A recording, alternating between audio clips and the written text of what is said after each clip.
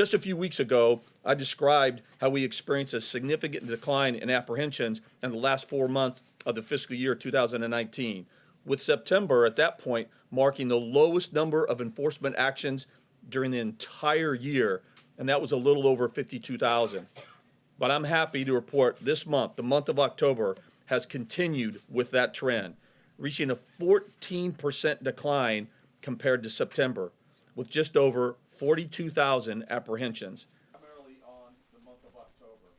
But first, if you recall, and this represents an overall decrease of almost 70% since the peak in May of this year. This is a significant decline. CBP apprehensions exceeded 5,000 in a single. By mid-year, CBP was detaining almost 20,000 detainees in custody. Now, we average less than 3,500 daily. At the height of the crisis, CBP apprehensions exceeded 5,000 in a single day. Now, we're averaging just over 1,300. To illustrate this further, we saw a shift in the demographics in this October.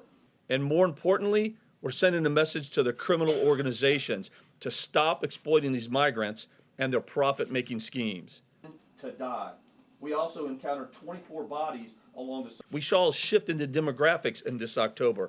For the first time in nearly 18 months, Mexico was a country of origin for the majority of apprehensions and inadmissible aliens, rather than from the Northern Triangle countries, with single adults surpassing families. Again, there's not been a single day that I'm here that there still remains a humanitarian crisis at our southern border, and importantly, a national security crisis along our southwest border as well.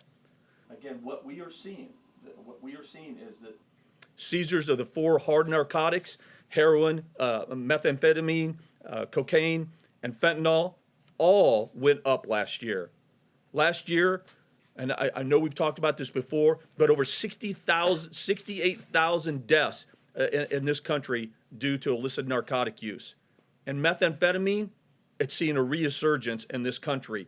Super labs in Mexico are taking over the production and flooding the United States with cheaper and purer forms of meth. Nationwide, in October of this year, CBP intercepted more than 54,000 pounds of drugs. That's 45% higher than this time last year. And here's a couple of stats that really should shock every American in this country. We seized over 9,700 pounds of methamphetamine. That's up over 90% the same time last year. We seized 284 pounds of fentanyl in this month alone, 84% increase from this time last year. And last month on the southwest border, CBP seized more than 47,000 pounds of drugs, a 50% increase from this time last year. And we intercepted double the amount of methamphetamine last month than we did last year on the southwest border. Where there was no wall whatsoever. So again, make no mistake, if your city, town, or state has a meth problem, it came from the southwest border.